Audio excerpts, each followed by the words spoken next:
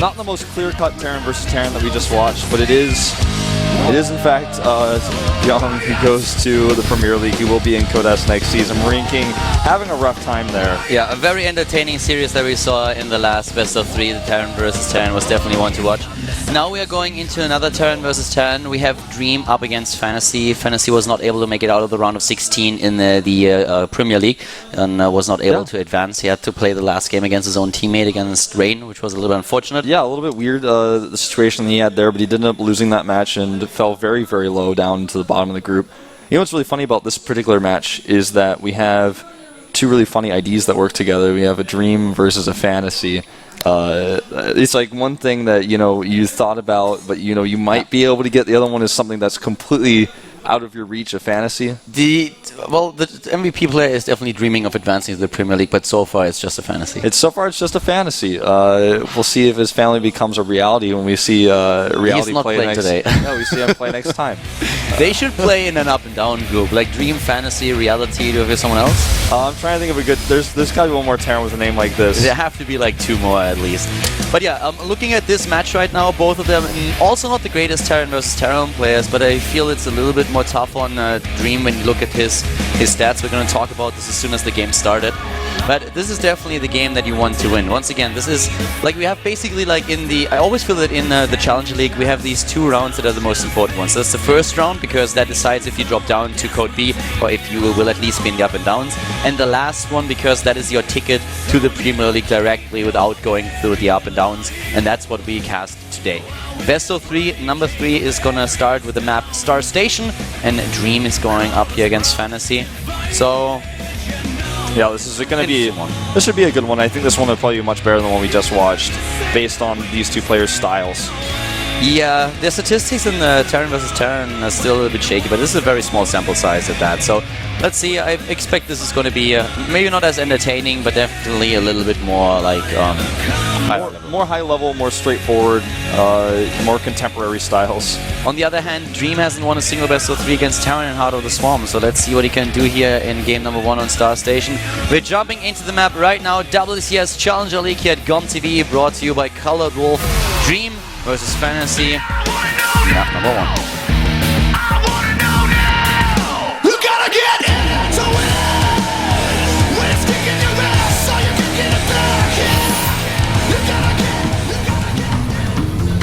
Starting to the top left of the map, we have the MVP Terran player in red Ascent. This is MVP Dream. Just recently played in the GSTL. In the finals. In fact, his team did not win. Yeah, even though they claimed the top spot at the end of the regular season, they weren't able to win the finals against LGIM. Starting to the bottom right now on Star Station, we have his opponent dropping out of the Premier League. It is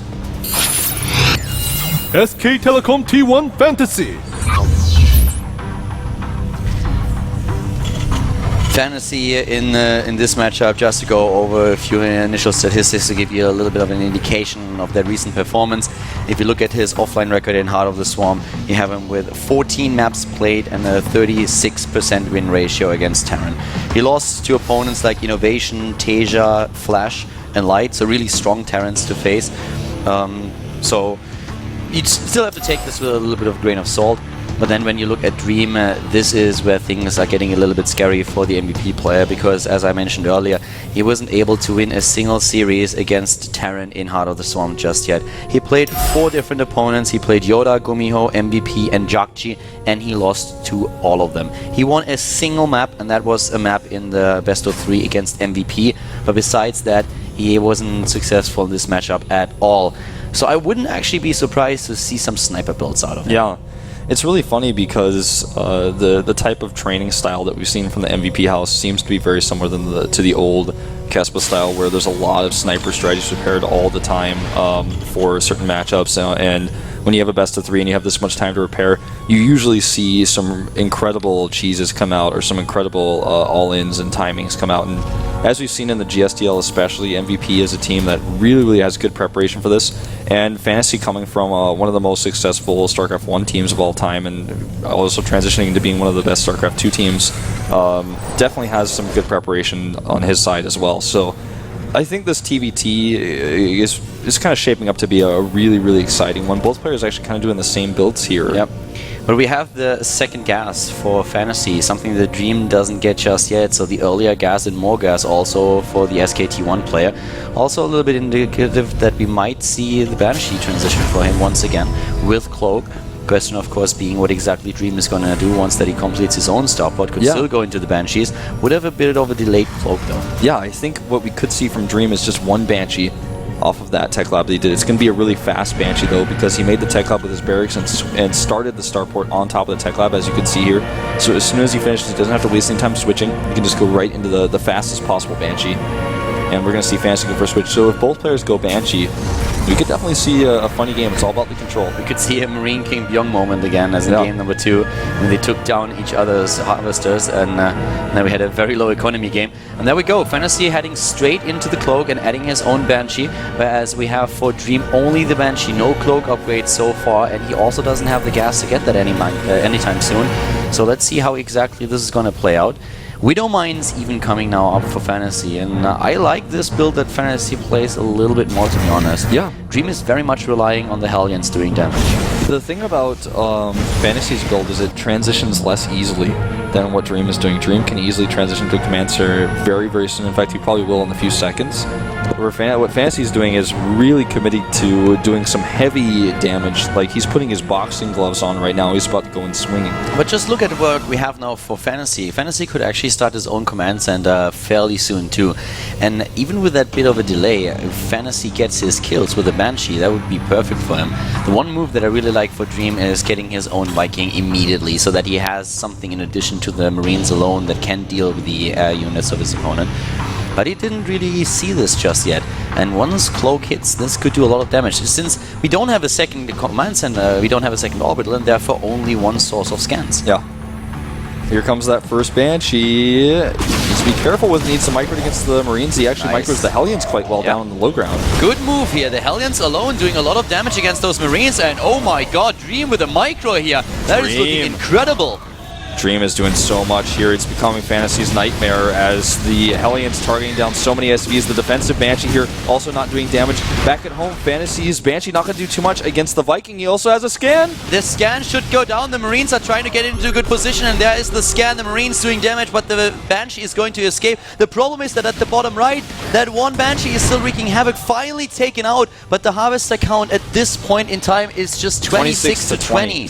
Yeah. And, you know, he's actually equalizing it here a little bit, though. Yeah, good move so far by Fantasy, and that's really the problem if you only have one source of scans and no other detection. The Fantasy's command center's not building. He lost his building SCV, and he has not replaced it. This is costing him a lot of time because Fantasy is up against double SCV production now for Dream. He's focusing on that attack here at the top, and oh my god, did he kill many units. 12 against 10. So in regards to the Harvester's kill, they kind of equalized it, but as you said already, Fantasy, he was so focused on the attack that he did not rebuild or start building his command center again. So now Dream suddenly taking that lead, not only because he has the second mule, but he has double SCV production and the second mineral line. He didn't do the damage he wanted to do with his attack. He did a decent amount, but he's making a third CC now and continuing Banshee production, so he's basically taking a risk at this point in time because he knows economically he's a little bit behind.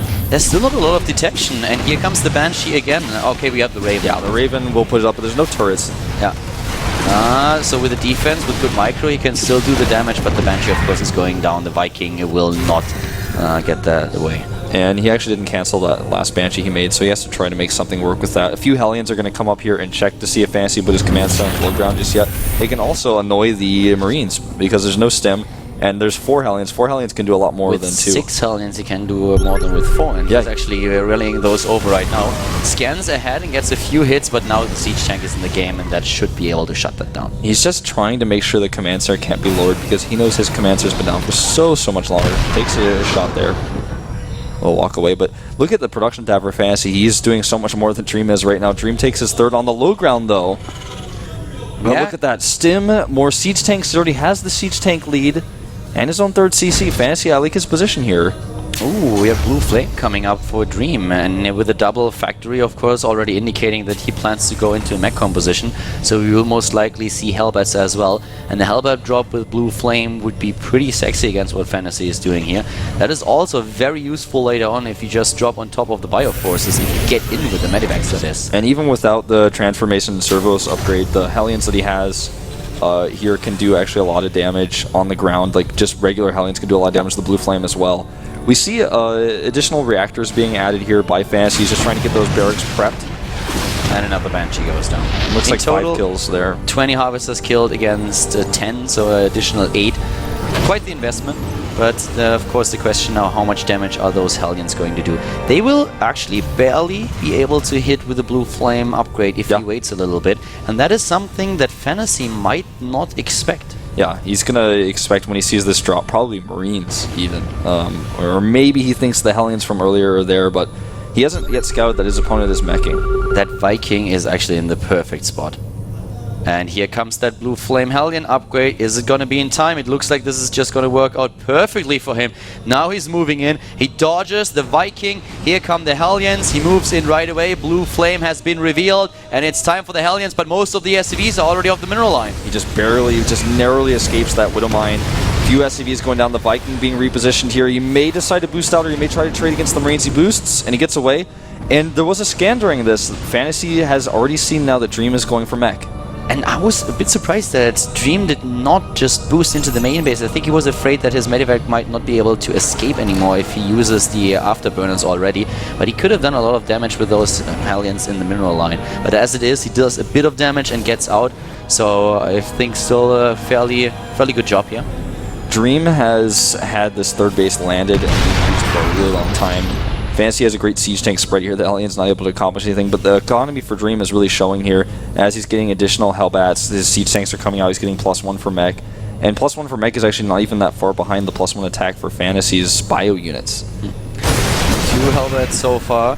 Not the most impressive HPM that we've seen in the past, but after the new patch was just expected that would drop a little bit. Yeah. When we have still a decent economy for both of them. I mean, through base against 3 bases, same amount of harvesters. Upgrades are, of course, starting to get a bit better for the Terran. There we go. Bio, and here comes that drop. But nice pull by Fantasy. I really like his reaction time. That's pretty incredible.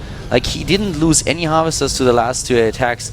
An attempted drop into the main base again, but where's the pull? The Viking comes in here. The pull is good, and he shouldn't lose anything to this. Oh, well, actually, right now, that's a few SCVs that he didn't move so far. But yeah, can't decide on which SCV to target and lose the Hellbats before they can do the damage. Fantasy supply blocked. He's not making a depot. This has actually been a big problem for him in his StarCraft 2 career. Yeah. We joked about it before, but it's actually coming back. And this is, I think, the 3rd time I've cast a Fantasy game where he's heavily supply blocked. Now he starts 3. But look at him start to build a bank here because he can't spend his money because he's supply blocked. You know, he's also very, very low in Medivacs. So this is a very strong force that he sends across the map. But if he takes damage and if he has to start, well, if he has to start his own, if he has to stim and move back later, it's going to be a big problem for him that he can't heal those hit points that he's going to lose. He's just now restarting the Medivac production, and that's pretty late. Yeah. Scan goes down here. He just wants to see where his opponent's units are, where he can maybe find a weak spot and attack with his bio armor, because the advantage the bio always has over mech is that it's more mobile, can move across the map a lot faster. Yeah, those dropships with the Hellbats, he wants to drop on top of that bio, as already mentioned before. That Hellbat versus Marauder here having a little battle. 2 more Hellions join the mix. Barracks goes down here. Stim underneath the Vikings, but he needs to stim away from those Hellbats. They're dropping right on top. Ah, good hits here, good hits. And now the low Medivac count comes into play. You know, the Barracks going down, I think that was the only one. He can't produce any factories anymore. Yeah, you're right. He's not going to want any more factories for a while, but eventually this is going to be a problem for him. He has 5 at this point, so he's still fine, but at some point, yeah, that might become an issue for him. Yeah, it's definitely something to remember. Oh, here comes another drop attempt. Yeah, he's going to be, as long as it's all here by Fantasy, he's not going to... That afterburner timing was kind of useless. Yeah. Get some Marines here, and you know, that was actually resources lost, trade very even for Marines is the same cost as 2 Hellbats, so totally fine there. And the scan goes down. He wants to see how much the drop's going to do. This may actually hint to Dream that there's a drop coming, and in fact, it definitely does. whenever someone scans a base like that, you kind of have this at the inkling. natural to the bottom right, we have once again units in the mineral line, but the same is now true for the natural of Dream. He's being attacked with the drop play, and of course those Hellbats are dropped immediately. We already have Vikings taking down the Medivacs here, and not a lot killed here by Fantasy. Now, the bottom right drops are just kind of hanging out over there, not getting anything done, and they're spotted by a Viking. They're pushed back now. Not shown on screen, but one Medivac actually taken out. Well, Dream has a really good composition. He has a huge composition advantage, and he's coming across the map now with all those units loaded into Medivacs. The Marine count for Fantasy is 23 to 15 Marauders, so he does have a good chunk of Marauders here, and they're not too bad against the Hellbats. Oh, these two pass each other. This could be a base trade. Oh, now he's spotted. Yeah, he's spotted, but still, Fantasy just goes for it. He's moving in, and there's still a couple of sieged-up tanks, and they try to take down at least the bio. The siege up here for Fantasy is also strong, but the better army here for MVP Dream currently at the bottom right. Yeah, a lift here, runs away.